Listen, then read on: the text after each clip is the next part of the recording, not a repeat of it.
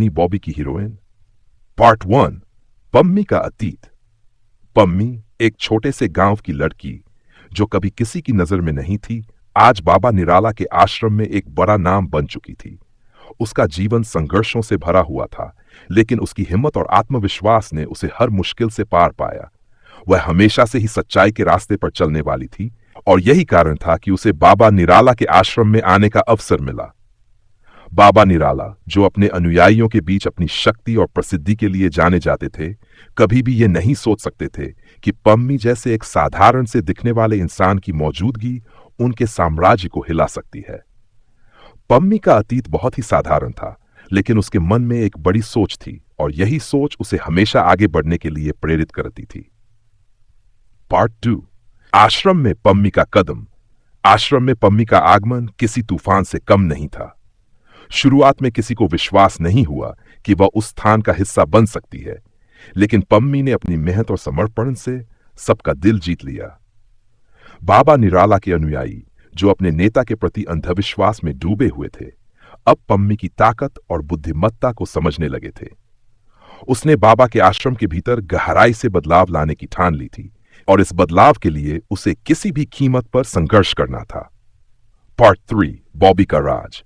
बॉबी, जो एक बड़े खिलाड़ी के रूप में मशहूर था, उसकी जिंदगी भी एक अजीब मोड़ पर आ चुकी थी।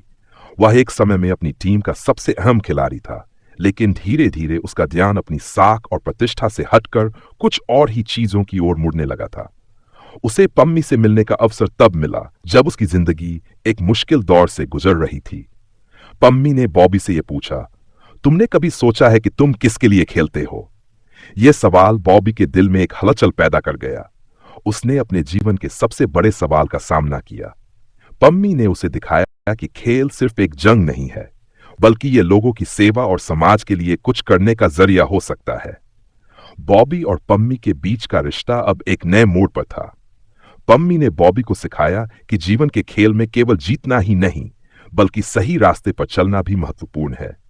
और इसी दौरान बॉबी ने अपनी मानसिकता में बदलाव किया। अब वह सिर्फ अपनी टीम का ही हीरो नहीं था, बल्कि वह एक सच्चा और जिम्मेदार इंसान बन चुका था। पार्ट 4, आश्रम की गद्दी पर खतरा। बाबा निराला का राज अब संकट में था। पम्मी ने आश्रम के भीतर फैले भ्रष्टाचार और नफरत को बेनकाब कर दिया था।